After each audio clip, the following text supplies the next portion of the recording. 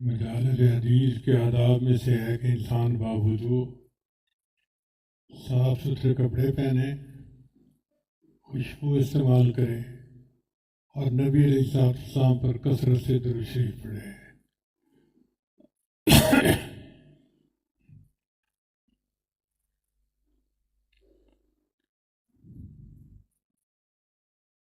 آپ کے سامنے پہلے حدیث مبارکہ کی تلاوت کروں گا، پھر اس کے متعلقہ چند باتیں پیش خدمت ہوں گی۔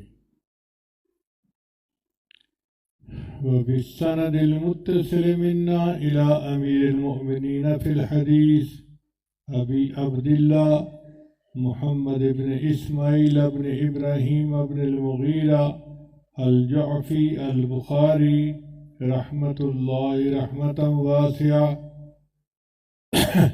باب قول الله تعالى فنضع الموازين القسط ليوم القيامة وأن أعمال بني آدم وقولهم يوزن وقال مجاهد القسطاس العدل بالرومية ويقال القسط مصدر المقسط وهو العادل وأما القاسط فهو الجائر وبه قال حدثنا أحمد بن إشكاب حدثنا محمد بن فضيل عن أمارة بن القعقاع عن أبي ذرة عن أبي هريرة رضي الله عنه قال قال النبي صلى الله عليه وسلم كلمتان حبيبتان إلى الرحمن خفيفتان على اللسان ثقيلتان في الميزان سبحان الله وبحمده سبحان الله العظيم سبحان ربك رب العزة عما يصفون وسلام على المرسلين والحمد لله رب العالمين۔ ونضع کا معنی ہے نحضر، موازین یہ میزان کی جمع ہے، اصل میں یہ لفظ تھا میوزان، کیونکہ واو سے پہلے کسر آ گیا تو قاعدے کے مطابق اس کو یا سے بدل دیا گیا، میزان۔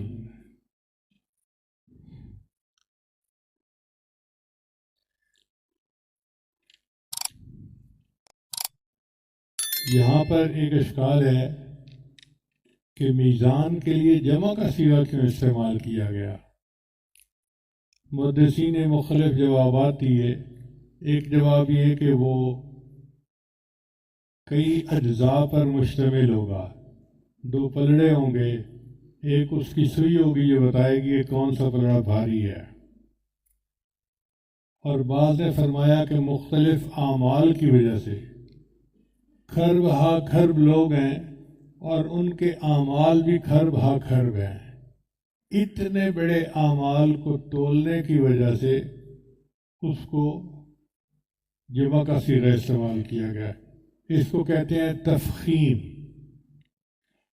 اس کی مثال قرآن مجید سے ملتی ہے۔ اللہ تعالیٰ فرماتے ہیں کذبت قوم نوح المرسلین، حالانکہ نوح علیہ السلام تو اکیلے تھے مگر ان کے لیے مرسلین کا لفظ استعمال ہوا۔ ہم اپنی زبان میں بھی اپنے بڑوں کے لیے جمع کا صیغہ استعمال کرتے ہیں۔ استاد صاحب تشریف لائے، استاد صاحب تشریف لے گئے، حالانکہ استاد تو فرد واحد ہوتا ہے مگر تعظیم کے لیے جمع کا صیغہ استعمال کیا جاتا ہے۔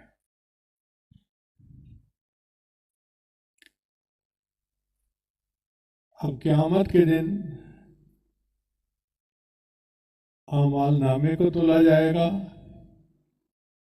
اعمال کو تولا جائے گا یا صاحب عمل کو تولا جائے گا، تینوں کی روایات ملتی ہیں۔ اعمال نامے کو تولنے کی حدیث ہے کہ ایک بندے کے 99 دفتر گناہوں کے ہوں گے اور ایک اس میں کاغذ کا پرزہ جس کو بطاقہ کہتے ہیں وہ ڈالا جائے گا اور اس کی وجہ سے اس کا پلڑا بھاری ہو جائے گا۔ اور بعد حدیث سے پتہ چلتا ہے کہ نہیں، انسان کے اعمال کو تولا جائے گا۔ چنانچہ نبی علیہ السلام نے فرمایا کہ ایمان لانے کے بعد سب سے بھاری عمل انسان کا خوش اخلاقی ہے جو اس کے نام اعمال میں ڈالا جائے گا. یعنی جو خوش اخلاق بندہ ہوگا اس کے پلڑے کو بھاری کر دے گا اس کا عمل. اور صاحب عمل کو اس طرح سے تولا جائے گا کہ حدیث مبارکہ میں آتا ہے کہ ایک صحابی تھے عبداللہ ابن مسعود رضی اللہ عنہ، وہ بہت ہی کمزور تھے، جس کو ہم کہتے ہیں نا کانگڑ قسم کا بندہ، وہ اس طرح کے تھے. جب وہ چلتے تھے تو ان کی پنڈلیوں سے کئی دفعہ چادر ہٹتی تو صحابہ ان کو دیکھ کر ہنستے تھے. تو ایک مرتبہ نبی صلی اللہ علیہ وسلم نے فرمایا کہ عبداللہ ابن مسعود کی پنڈلی قیامت کے دن احد پہاڑ سے بھی زیادہ بھاری ہوگی. اب اس میں تطبیق کیا ہے؟ تطبیق یہ ہے کہ تینوں صورتیں ممکن ہیں، مگر اللہ تعالیٰ قیامت کے دن اپنے محبوب کی امت پر رحمت فرمائیں گے. جس کے اعمال تولنے سے مغفرت آسانی سے ہوگی، اعمال تولیں گے. جس کے نام اعمال کو تولنے سے مغفرت آسان ہوگی تو وہ نام اعمال تولیں گے. اور جس صاحب عمل کو تولنے سے عمل میں ان کی مغفرت آسان ہوگی، اللہ تعالیٰ اس صاحب عمل کو تولیں گے.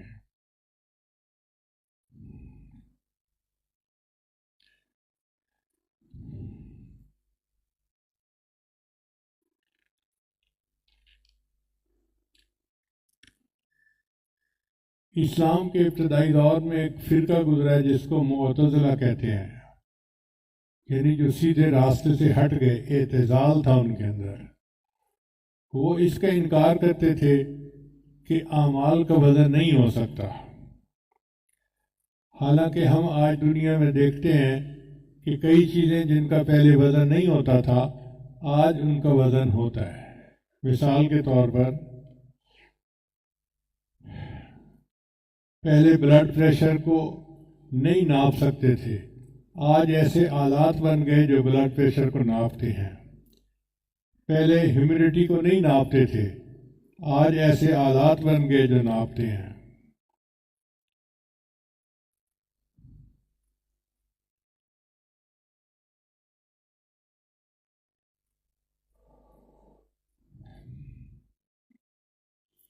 پھر قال مجاہد القسطاس العدل بالرومیہ کہ قسطاس جو ہے وہ عدل کو کہتے ہیں اور یہ رومی زبان کا لفظ ہے. حالانکہ اللہ نے قرآن مجید میں فرمایا قرآن عربیہ، قرآن خالص عربی زبان میں استعمال ہوا، تو پھر رومی زبان کا لفظ کیسے آ گیا؟ وہ اس لیے کہ جب کوئی لفظ عربوں کے میزان کے اوپر پورا اترا اور انہوں نے استعمال کرنا شروع کر دیا تو وہ پھر عربی کا لفظ بن گیا. اس کی مثال ایسے ہے کہ نمک کی کان میں جو چیز ہوتی ہے وہ نمک بن جاتی ہے. ہر کے درکان نمک رفت نمک شد. پھر دیکھیے دو الفاظ ہیں، ایک ہے قسط اور ایک ہے قسط. قسط کا معنی ہوتا ہے عادل اور قسط کا معنی ہوتا ہے ظالم. وَأَمَّا الْقَاسِطُونَ فَكَانُوا لِجَهَنَّمَ حَطَبًا. اس سے اندازہ لگائیے کہ علم کو استاد سے پڑھنے کی کتنی ضرورت ہے. صرف زیر اور زبر کے فرق سے معنی میں اتنا فرق پڑ جاتا ہے. اس حدیث کو امام بخاری رحمۃ اللہ علیہ نے بہت مضبوط راویوں سے نقل کیا ہے. حدثنا احمد بن اشکاب، مصریوں نے اس کو شکیب بھی پڑھا ہے. ابن حبان نے اسے ثقات میں لکھا ہے. امام راضی رحمۃ اللہ فرماتے ہیں ثقۃ مامون صدوق. پھر ابو ذرہ رحمۃ اللہ علیہ بھی ان میں سے ایک رجال الحدیث میں سے ہیں. یہ اتنے بڑے صاحب حدیث تھے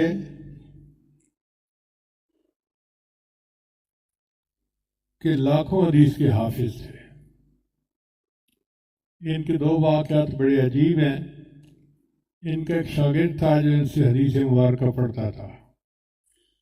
اس کی شادی ہوئی تو میاں بیوی کی چاہت ہوتی ہے کہ ابتدائی دنوں میں جتنا وقت ہم اکٹھا گزار سکیں وہ گزاریں۔ چنانچہ بچہ تو چلا جاتا حدیث پڑھنے اور بیوی گھر میں انتظار میں رہتی کہ کب آئے گا، ہم مل کے کھانا کھائیں گے، بات کریں گے۔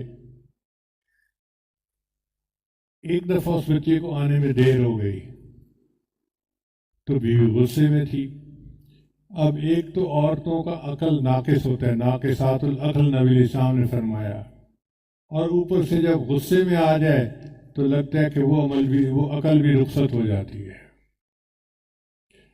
چنانچہ وہ آیا تو وہ شروع ہو گئی، تم چلے جاتے ہو، تمہارے لیے تو پیچھے والے مر جاتے ہیں، تمہیں کوئی پرواہ نہیں۔ جو گانے گاتی ہیں بیویاں، اس نے وہی گانا شروع کر دیا۔ اس نے کہا اللہ کی بندی، میں نے دوستوں میں وقت نہیں گزارا، میں حدیث پڑھنے کے لیے مسجد میں تھا۔ اب وہ غصے میں تھی تو اس نے کہا کہ تمہارے استاد کو کچھ نہیں آتا، تم کیا پڑھو گے اس سے؟ یہ بچہ بھی نوجوان تھا، گرم خون تھا، اس نے جواب میں کہہ دیا اگر میرے استاد کو 1,00,000 حدیثیں یاد نہ ہوں تو میری طرف سے تجھے طلاق۔ اب رات تو گزر گئی، جب صبح دونوں کے دماغ ٹھنڈے ہوئے تو بیوی نے پوچھا کہ بتائیں کیا طلاق واقع ہوئی یا نہیں ہوئی؟ اس نے کہا کہ میں اپنے استاد سے پوچھ کے بتاؤں گا، چونکہ مشروط طلاق تھی، اگر حدیثیں یاد نہ ہوں 1,00,000 تو طلاق۔ چنانچہ وہ بچہ ابو ذرہ رحمۃ اللہ کے پاس آیا اور آ کر کہنے لگا کہ حضرت میں یہ سیاہ کارنامہ کر کے آ گیا ہوں۔ حضرت سن کر مسکرائے اور فرمانے لگے جاؤ تو میاں بھی بن کر رہو، 1,00,000 حدیثیں مجھے اس طرح یاد ہیں جس طرح لوگوں کو سورہ فاتحہ یاد ہوتی ہے۔ 1,00,000 حدیثیں مجھے اس طرح یاد ہیں جس طرح لوگوں کو سورہ فاتحہ یاد ہوتی ہے۔ اور دوسرا ان کا واقعہ اور بھی عجیب ہے۔ ان کے اوپر جب آخری وقت تھا تو شاگرد قریب تھے، اب شاگرد چاہتے تھے کہ ان کو کلمے کی تلقین کریں، مگر ادب مانے تھا کہ جس شخصیت نے ہمیں ساری زندگی اللہ کے بارے میں بتایا پڑھایا، ہم اس کو کیسے یاد کروائیں؟ تو پھر ان کے دل میں خیال آیا کہ کیوں نہ ہم وہ حدیث ان کے سامنے تلاوت کریں تو خود بخود تلقین بھی ہو جائے گی۔ چنانچہ انہوں نے حدیث مبارکہ پڑھنی شروع کر دی، ان فلاں ان فلاں ان فلاں۔ جب 2-3 راویوں کے نام لیے تو امام ابو ذرہ رحمۃ اللہ سمجھ گئے یہ کون سی حدیث پڑھنا چاہتے ہیں، تو انہوں نے بھی ساتھ پڑھنی شروع کر دی۔ چنانچہ حدیث پڑھتے پڑھتے انہوں نے جب پڑھا من کان آخر کلامہ لا الہ الا اللہ دخل الجنہ، اللہ کی شان دیکھیں کہ جب انہوں نے پڑھا نا من کان آخر کلامہ لا الہ الا اللہ، ان کی روح نکل گئی اور دخل الجنہ، وہ پریکٹیکلی جنت میں داخل ہو گئے۔ اللہ تعالیٰ ایسی موت ہر کسی کو عطا کرے۔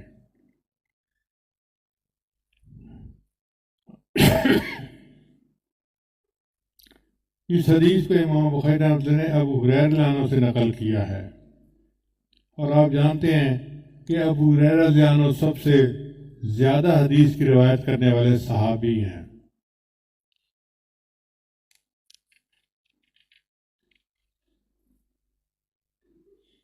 اب حدیث مبارکہ کے بارے میں سن لیجئے۔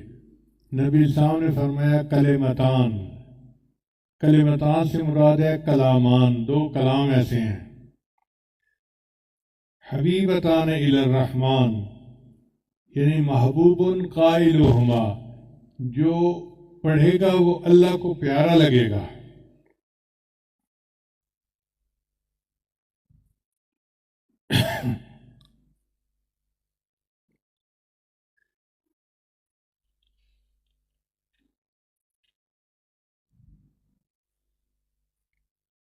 خفیفتان علی اللسان، یعنی سہلتان علیہ للین حروفہما و سہولت مخارجہما،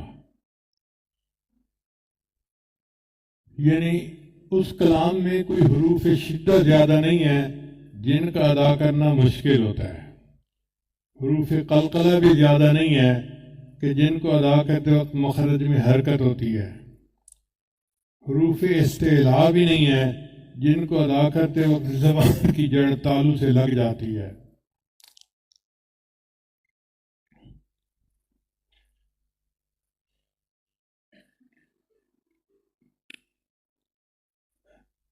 اب یہ نبی علیہ الصلوۃ والسلام کے کلام کی حکمت دیکھیے کہ اگر آپ صلی اللہ علیہ وسلم پہلے کلام بتا دیتے کہ لوگوں یہ کلام پڑھو تو لوگوں کے دل میں ایک شوق پیدا نہ ہوتا۔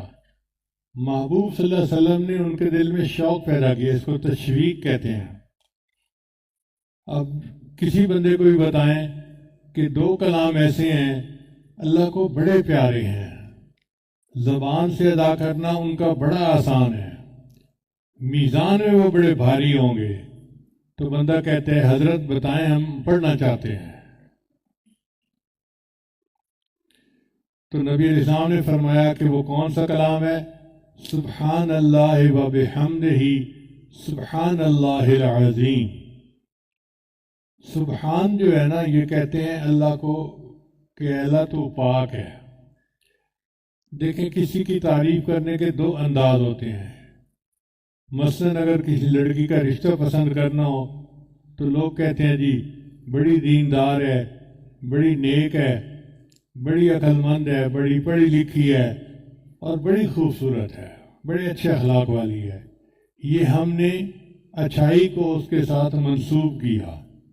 اور دوسرا طریقہ یہ ہے کہ کوئی کہے جی جاہل نہیں ہے، کام چور نہیں ہے، ضدی نہیں ہے۔ اب اس نے منسوب نہیں کیا اچھائی کو، برائی کو اس سے الگ کیا، تو یہ بھی تعریف کا ایک طریقہ ہے۔ تو جب ہم کہتے ہیں سبحان اللہ، ہم کہتے ہیں اے اللہ تو پاک ہے، ہر کمی سے، ہر کوتاہی سے، ہر کجی سے، ہر عیب سے تو پاک ہے۔ تو اللہ کو یہ کلام بہت پسند ہے، اس لیے اللہ تعالیٰ نے قرآن مجید میں اپنی تعریف خود فرمائی، فسبحان اللہ، اور اللہ پاک ہے۔ آپ غور کریں، ہماری نماز کی ابتدا اسی سے سبحانک اللہم وبحمدک وتبارک اسمک وتعالی جدک ولا الہ غیرک۔ پھر ہم رکوع میں جاتے ہیں تو سبحان ربی العظیم، سجدے میں جاتے ہیں تو سبحان ربی الاعلی۔ کتنا ہم سبحان اللہ پڑھتے ہیں؟ ہم لوگ جو اجمی ہیں نا، ہمیں سبحان اللہ پڑھنے کی زیادہ عادت نہیں ہے۔ عرب لوگ بہت پڑھتے ہیں۔ مثلاً ہم اپنی گفتگو میں سبحان اللہ کا لفظ کثرت سے پڑھ سکتے ہیں۔ سبحان اللہ، آج مجھے فجر کی نماز تکبیر کے ساتھ پڑھنے کی توفیق نصیب ہو گئی۔ سبحان اللہ، آج صبح بچوں نے اسکول جاتے ہوئے تنگ نہیں کیا، آرام سے چلے گئے۔ سبحان اللہ، آج سارا دن بیوی کے ساتھ کوئی چخ نہیں ہوئی، دن بڑا آرام سے گزر گیا۔ سبحان اللہ، آج دفتر میں کوئی ایسا مسئلہ نہیں بنا کہ میرا باس مجھ سے ناراض ہوتا۔ تو ہم اس لفظ کو بار بار پڑھ سکتے ہیں۔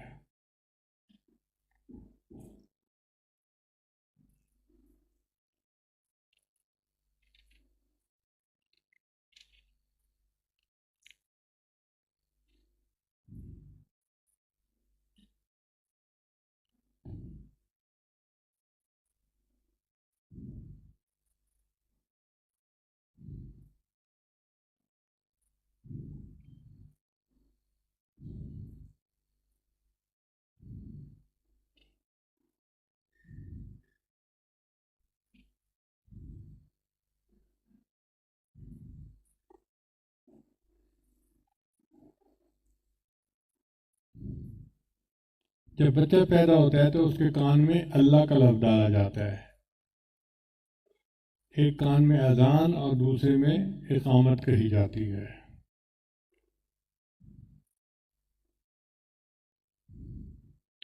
اذان کی ابتدا اللہ کے لفظ سے اور نماز کی ابتدا بھی اللہ کے لفظ سے۔ اذان شروع ہوتی ہے اللہ اکبر، اور اذان ختم ہوتی ہے اشہد ان لا الہ الا اللہ، یعنی اللہ کے لفظ سے ابتدا اور اللہ کے لفظ سے انتہا۔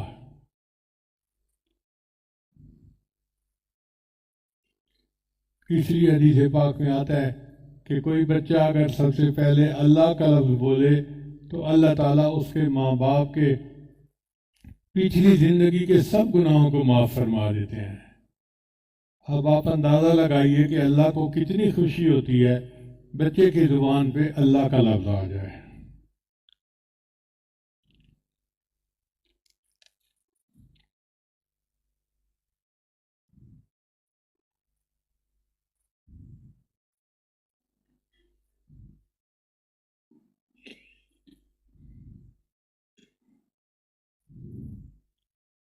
اس لیے یہ سبحان اللہ کا لفظ جو ہے یہ فرشتوں کی تسبیح ہے، اور کائنات کی ہر چیز یہ تسبیح پڑھتی ہے۔ اللہ فرماتے ہیں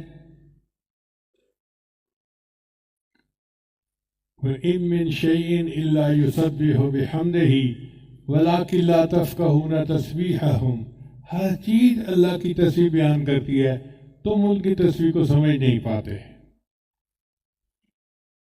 امام ربانی مجدد ثانی لکھتے ہیں تمام تعریفیں اللہ کے لیے ہیں جس نے امکان کو وجوب کا آئینہ اور عدم کو وجود کا مظہر بنایا۔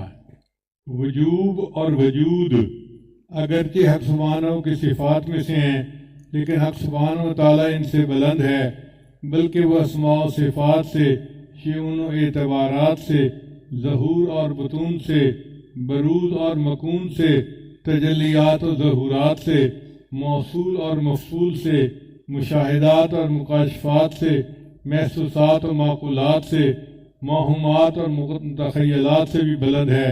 وَهُوَ سُبْحَانَهُ وَتَعَالَى وَرَاءُ الْوَرَىٰ ثُمَّ وَرَاءُ الْوَرَىٰ ثُمَّ وَرَاءُ الْوَرَىٰ۔ کسی حمد کرنے والے کی حمد اس کی ذات کی تہہ تک نہیں پہنچ سکتی، بلکہ تمام تعریفوں کی نہایت اس کی عزت کے پردوں سے نیچے ہی رہ جاتی ہے۔ اس ذات پاک نے اپنی تعریف آپ ہی کی ہے اور اپنی حمد کو آپ ہی بیان کیا ہے، پس وہ واقعی تعالیٰ آپ ہی حامد ہے اور آپ ہی محمود ہے۔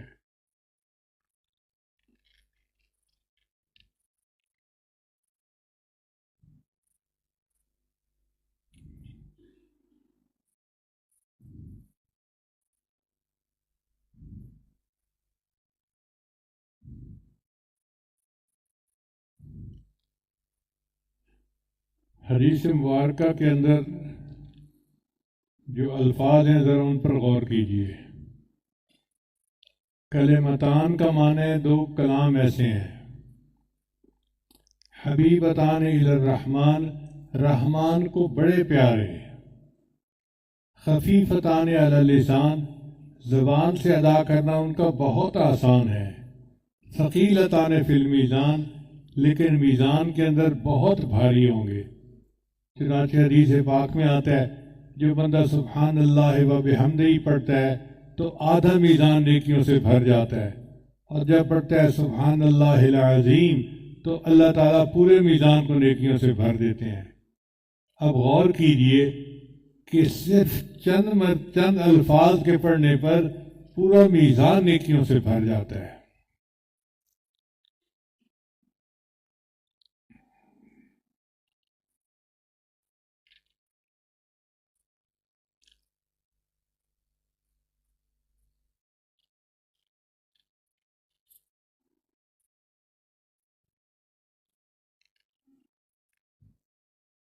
اب یہاں پر ایک سوال پیدا ہوتا ہے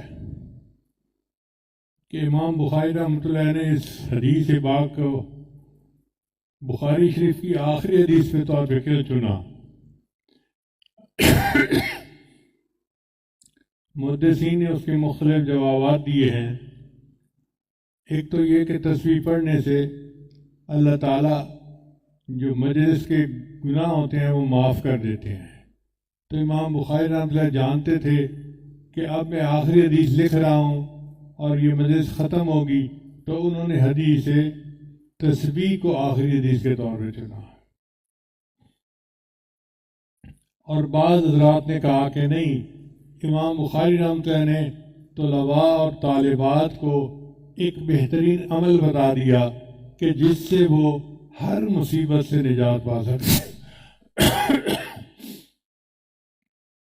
اب دیکھیے، ایک طالب علم اپنا سبق مکمل کر کے گھر جائے گا تو گھر والے تقاضا کریں گے کوئی کاروبار کرو، کوئی کام کرو تاکہ تمہارے لیے شادی کا انتظام کیا جائے۔ تو وہ طالب علم کسی سے قرض لے گا، کام شروع کرے گا، ہو سکتا ہے کہ کام میں نقصان ہو جائے، اب وہ تو مصیبت میں پھنس گیا ہے نا، کرے تو کیا کرے۔ ایک بچی نے حدیث کی تعلیم مکمل کی اور وہ گھر گئی، اب والدین چاہتے ہیں کہ بچی کا رشتہ آئے اور ہم اس کی شادی کر دیں، مگر رشتہ نہیں آتا۔ ماں باپ بھی پریشان، بچی بھی پریشان۔ اب وہ بچی کیا کرے، جائے تو کہاں جائے؟ تو امام بخاری رحمۃ اللہ نے فرمایا کہ تم اس حدیث کی اگر تلاوت کرو گے تو اللہ تعالیٰ تمہارے اس حال کو ٹھیک کر دیں گے۔ اللہ تعالیٰ کے ایک پیارے پیغمبر تھے حضرت یونس علیہ السلام، ان کو مچھلی نے اپنے پیٹ میں لے لیا تھا۔ فی ظلمات ثلاث، 3 اندھیرے، رات کا اندھیرا، پانی کا اندھیرا، مچھلی کے پیٹ کا اندھیرا، تو کتنا گھوپ اندھیرا ہوگا۔ تہ اندھیرا تھا۔ اب اس وقت یونس علیہ السلام کو یہ سمجھ نہیں لگتی تھی کہ میں کیسے اس اندھیرے سے نکلوں، چنانچہ انہوں نے تسبیح پڑھی، لا الہ الا انت سبحانک انی کنت من الظالمین۔ اللہ نے مچھلی کو حکم دیا کہ میرے پیارے یونس علیہ السلام کو کنارے کے اوپر ڈال دو۔ اللہ فرماتے ہیں فلولا انہ کان من المسبحین، اگر یونس علیہ السلام تسبیح بیان نہ کرتے للبث فی بطنہ الی یوم یبعثون، وہ قیامت تک مچھلی کے پیٹ کے اندر رہتے۔ مصیبت اتنی بڑی تھی کہ قیامت تک رہنا تھا، مگر تسبیح پڑھنے نے اللہ نے ان کو نجات عطا فرما دی۔ اسی طرح جو بندہ قرض کی مچھلی کے پیٹ میں پھنس جائے، وہ تسبیح پڑھے، اللہ اس کے حالات ٹھیک کر دیں گے اور مچھلی کے پیٹ ہے اس کو نجات مل جائے گی۔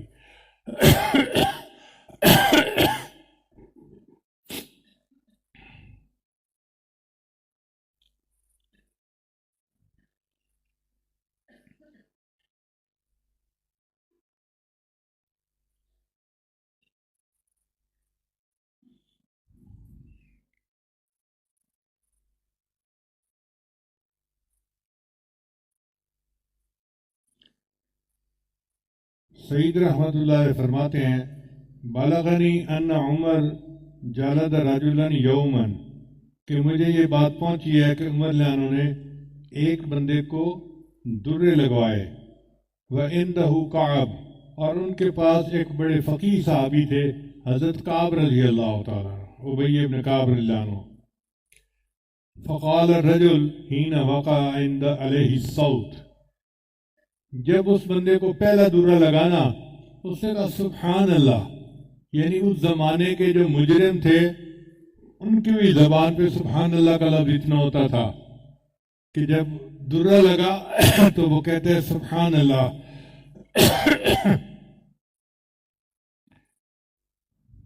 فقال عمر للجلاد،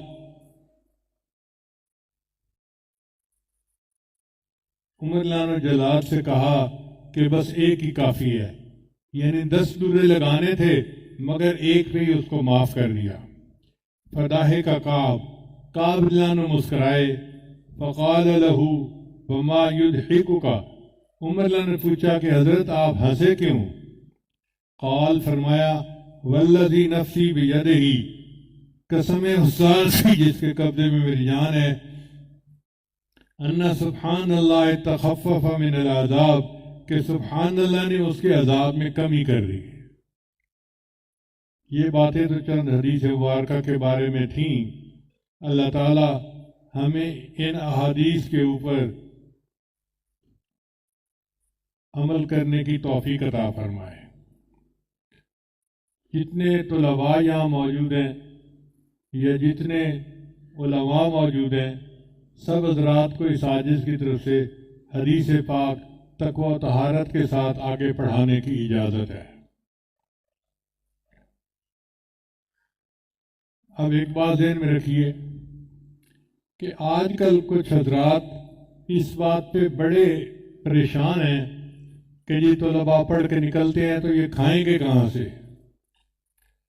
بھئی جہاں سے انبیاء کھاتے تھے، انبیاء کے ورثاء وہ بھی وہیں سے کھائیں گے۔ دیکھو رزق پانے کے دو طریقے ہوتے ہیں، ایک ہوتا ہے کسب یعنی ہاتھ سے کام کر کے رزق حاصل کرنا، اور ایک ہوتا ہے تقوی۔ اللہ فرماتے ہیں وَمَن يَتَّقِ اللَّهَ يَجْعَل لَّهُ مَخْرَجًا، جو تقوی اختیار کرتے ہیں اللہ اس کے لیے مخرج بنا دیتا ہے۔ وَيَرْزُقْهُ مِنْ حَيْثُ لَا يَحْتَسِبُ، اور ایسی طرف سے رزق دیتا ہے جس کو اس کو گمان ہی نہیں ہوتا۔ اس لیے جن کو طلباء کے کھانے پینے کی فکر لگی ہوئی ہے وہ برائے مہربانی کسی اور کام میں لگیں اور طلباء کو یہ مشورے مت دیں۔ بعض علماء یہ کہتے ہیں جی کہ ہمارے طلباء پڑھ کے نکلے ہمارے ادارے سے، فلاں دفتر میں موجود، فلاں دفتر میں موجود۔ بھئی تمہیں تمہاری کامیابی مبارک ہو کہ تمہارے طلباء دفتروں کی زینت بنے، کوئی وزارت فلاں میں، کوئی وزارت فلاں میں۔ ہمیں یہ نہیں چاہیے، ہم نبی علیہ السلام کے دین کے وارث ہیں، اور جو دین کا وارث ہے اس کا منصب کچھ اور ہوتا ہے۔ اللہ تعالیٰ قرآن میں فرماتے ہیں وَالرَّبَّانِيُّونَ وَالْأَحْبَارُ بِمَا اسْتُحْفِظُوا مِنْ کتاب اللہ، کہ پیر اور مولوی ان کا منصب ہے کہ یہ دین کے محافظ ہیں۔ جس طرح فوج جغرافیائی سرحد کے محافظ ہوتی ہے، یہ علماء دین کے محافظ ہیں۔ انہوں نے دین کی ہر آیت کے اوپر ڈیرے ڈالے ہوئے ہیں اور یہ اس کی حفاظت کرتے ہیں ہر اس بندے سے جو ان میں کوئی تبدیلی کرنے کی کوشش کرتا ہے۔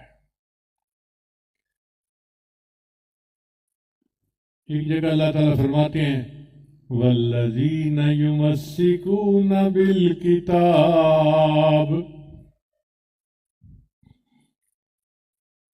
کہ وہ لوگ جو کتاب کے ساتھ جمے رہے ہیں،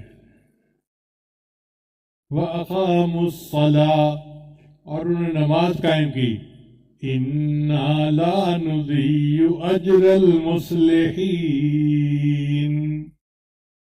ہم ان مصلحین کے اجر کو ضائع نہیں فرمائیں گے۔ تو اس لیے عزیز طلباء، آپ اپنے رزق کی طرف سے پریشان نہ ہو، اللہ آپ کو رزق عطا فرمائے گا۔ ہمارے ایک قریبی ساتھی ہیں بنو کے، ان کا نام میں نے رکھا ہوا ہے تیل والے مولوی صاحب۔ وہ ہر وقت اپنی جیب میں تیل کی بوتل رکھتے ہیں اور جہاں ہوتے ہیں حضرت مجھے تھوڑا سا ٹائم دے، میں آپ کے سر کی مالش کر دیتا ہوں۔ کہ بہت اچھا، چنانچہ وہ سر کی مالش کرتے ہیں اور بہت سکون ملتا ہے۔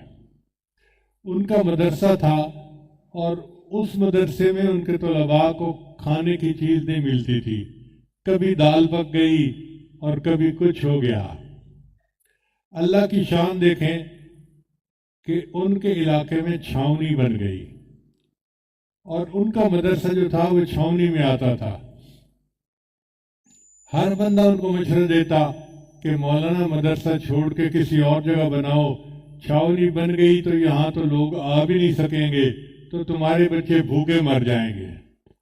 وہ بار بار مجھ سے پوچھتے، میں کہتا کہ اللہ کھلانے والا ہے، اللہ ان کو کھلائے گا۔ چنانچہ انہوں نے مدرسہ چھوڑا نہیں۔ اللہ کی شان دیکھیں کہ چھاونی بن گئی۔ وہ کہتے ہیں کہ میں پریشان تھا کہ اب میں بچوں کے لیے کھانے کا انتظام کیسے کروں گا۔ بیٹھا ہوا تھا تو ایک بندہ آیا اور اس کے پاس 2 بکرے تھے۔ کہتے ہیں جی طلباء کو کھلاؤ۔ وہ طلباء جو دال مشکل سے کھاتے تھے، اب اللہ نے ان کو کھانے کے لیے گوشت دے دیا۔ پھر دوسرے دن ایک بندہ آیا، وہ بھی بکرے لے آیا۔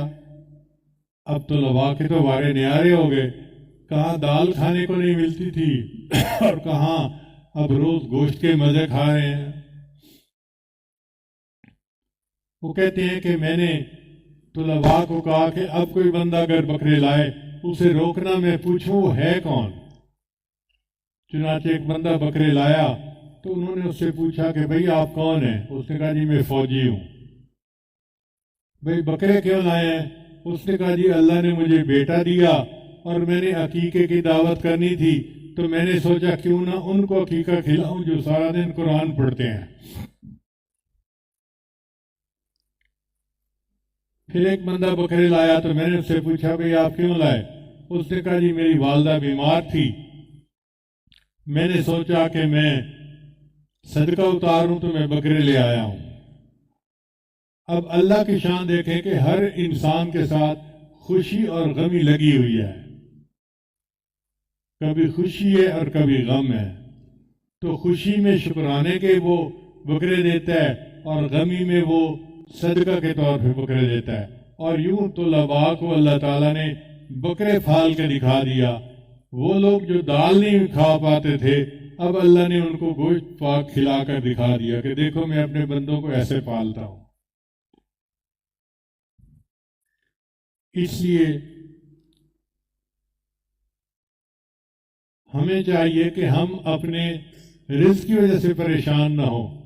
رزق اللہ کے ذمے ہے، اللہ نے ہمیں پہنچانا ہے۔ ہم دین کا کام کریں گے تو اللہ رزق پہنچائیں گے، اور ایسی طرف سے پہنچائیں گے جس کا کسی کو خواب و خیال ہی نہیں ہوگا۔ وَمَن يَتَّقِ اللَّهَ يَجْعَل لَّهُ مَخْرَجًا وَيَرْزُقْهُ مِنْ حَيْثُ لَا يَحْتَسِبُ۔ ایک جگہ اللہ تعالیٰ فرماتے ہیں وَلَوْ أَنَّ أَهْلَ الْقُرَىٰ آمَنُوا وَاتَّقَوْا، اگر یہ بستی دیسوں والے ایمان لاتے اور تقوی اختیار کرتے، لَفَتَحْنَا عَلَيْهِمْ بَرَكَاتٍ مِّنَ السَّمَاءِ، ہم ان پر آسمان سے برکتوں کو نازل کر دیتے۔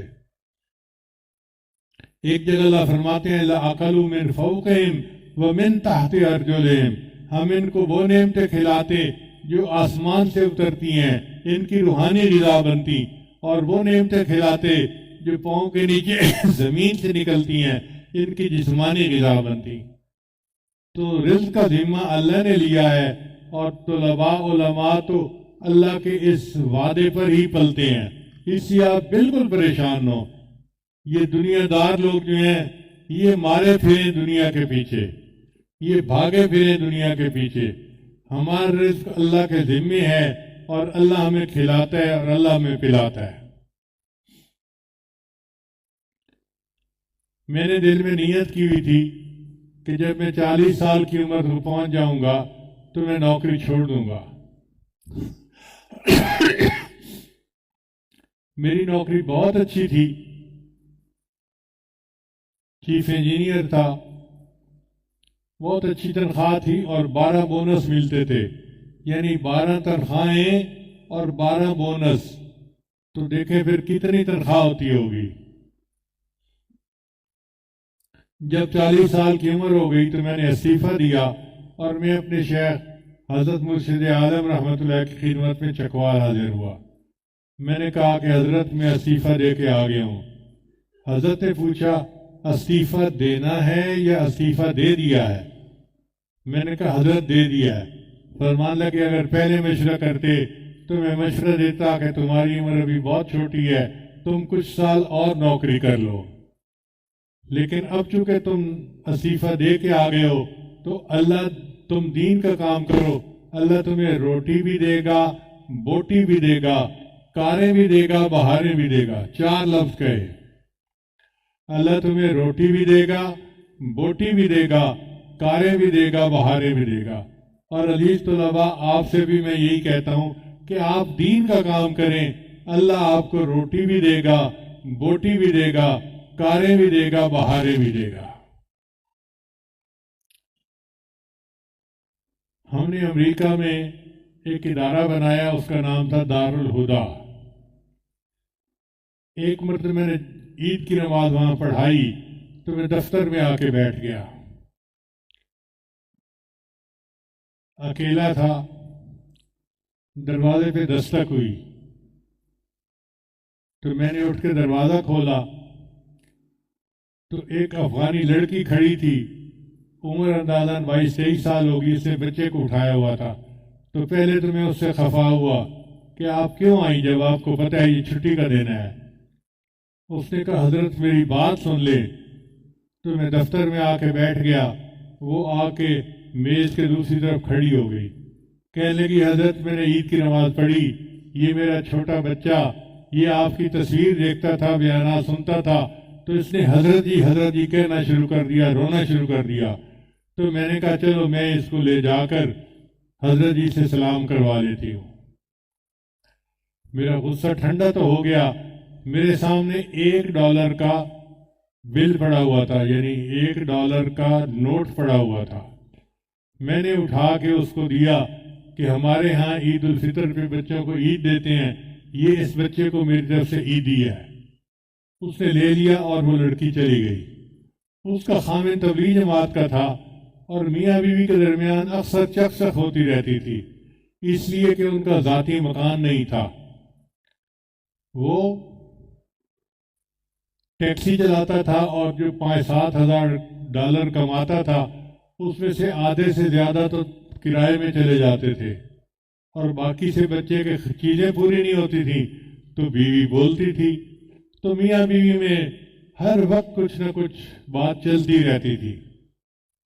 اب اگلی بات اس کے خامن نے مسجد میں آ کے سنائی, اس وقت میں نہیں تھا. وہ کہتے ہیں کہ میری بیوی جب وہ گئی تو اس نے اپنے پرس میں وہ $1 کا نوٹ ڈال دیا. اللہ نے ایسی برکت دی کہ ہمارے سارے خرچے پورے ہونے لگ گئے. اب مکان لینے میں رکاوٹ یہ تھی کہ مکان کا ایڈوانس دینا پڑتا ہے اور وہ کافی بڑی رقم ہوتی ہے, اور میرا خامن سود کے اوپر مکان کی رقم لینا نہیں چاہتا تھا. وہ کہتے ہیں کہ میری بیوی ایک دن بیٹھی تھی تو اس کو اس کی بہن نے بتایا کہ ہمارے علاقے میں ایک سٹور بن گیا ہے, اس سٹور کا نام ہے وال مارٹ. یہ اتنا بڑا سٹور ہوتا ہے کہ اگر آپ یہ مسجد دیکھ رہے ہیں نا تو ایسی شاید 10 مسجدیں اس کے اندر آ جائیں. اتنا بڑا سٹور بندہ ایک دن میں تو دیکھ ہی نہیں سکتا. میری بہن نے کہا کہ آؤ آج پہلا دن ہے, ہم جا کے وال مارٹ دیکھ آتے ہیں. میں نے کہا بھائی مجھے تو کوئی چیز نہیں خریدنی. اس نے کہا خریدنی نہیں, ہم جا کے دیکھتے ہیں کہاں سے گوشت ملتا ہے, کہاں سے گروسری ملتی ہے, کہاں ناشتے کی چیزیں, کہاں فلاں, اور تم جب جاؤ گی تو تمہیں آسانی ہوگی خریدنے میں. تو میں بھی ساتھ چلی گئی. اب سارا دن ہم اس سٹور کو دیکھتے رہے. جب باہر نکلنے لگے تو ان لوگوں نے باہر دروازے کے ساتھ ایک وینڈنگ مشین رکھی ہوئی تھی.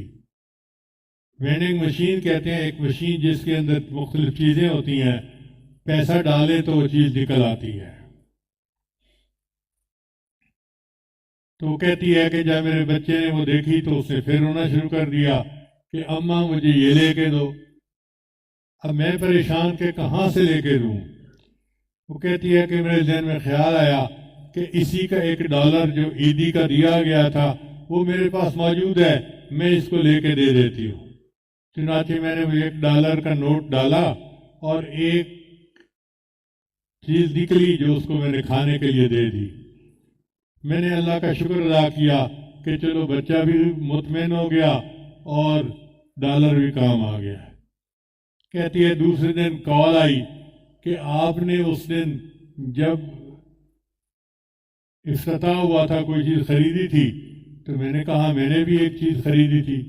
کہتے ہیں کہ تم سلپ کا نمبر بتاؤ. میں نے جب سلپ کا نمبر بتایا تو وہ کہنے لگے کہ اس کا انعام نکلے. ہم نے لکی ڈرا رکھا ہوا تھا کہ پہلے دن جو کسٹمر آ کے خریدیں گے ہم ان میں انعام بانٹیں گے. اب وہ آپ کا انعام نکل گیا ہے, آپ اپنے ہسبینڈ کو بھیجیں وہ انعام لے جائے. کہتے ہیں میرا خامد گیا تو اس کو ایک بہترین نئی کار مل گئی 0 میٹر. خامد نے مجھے آ کے کہا کہ دیکھو ہمارے پاس گاڑی تو ہے اگرچہ پرانی ہے, گزارا چل رہا ہے, ہمیں کیوں نہ گاڑی کو بیچ کے مکان کا بیانہ دے دیتے ہیں. چنانچہ ہم نے گاڑی کو بیچا اور وہ پہلے دن $45,000 کی بک گئی. یہ بڑی رقم تھی. وہ کہتے ہیں کہ میں نے مکان کا بیانہ دے دیا اور پھر جو ہمیں تنخواہ یعنی کمائی ہوتی تھی، ہم ہر مہینے قسط دیتے تھے جو ادا ہوتی رہی، اور یوں $1 سے اللہ نے مجھے اپنا ذاتی مکان دے دیا اور میری ضروریات کو اللہ نے پورا کر دیا۔ یوں اللہ تعالیٰ رزق میں برکت دے دیتے ہیں کہ ایک $1 سے اللہ تعالیٰ پورے گھر کو عطا فرما دیتے ہیں۔ تو عزیز طلباء، آپ اللہ پہ توکل رکھیں، آپ تقوی کے ساتھ دین کا کام کریں، اور پھر حیران ہوں گے کہ اللہ تعالیٰ آپ کو کیسے پالتے ہیں۔ جو اللہ پتھروں کے اندر کیڑوں کو پال دیتا ہے، جو زمین کے اندر اللہ تعالیٰ جانوروں کو پالتا ہے، اللہ تعالیٰ ہم انسانوں کو کیوں نہیں پالیں گے؟ ہمارا رزق اللہ نے اپنے ذمہ لیا ہے۔ دعا ہے کہ اللہ تعالیٰ ہمیں تقوی و طہارت کے ساتھ کام کرنے کی توفیق عطا فرمائے، اور پوری زندگی دین کا محافظ بن کر رہنے کی توفیق عطا فرمائے۔ وآخر دعوانا ان الحمد للہ رب العالمین۔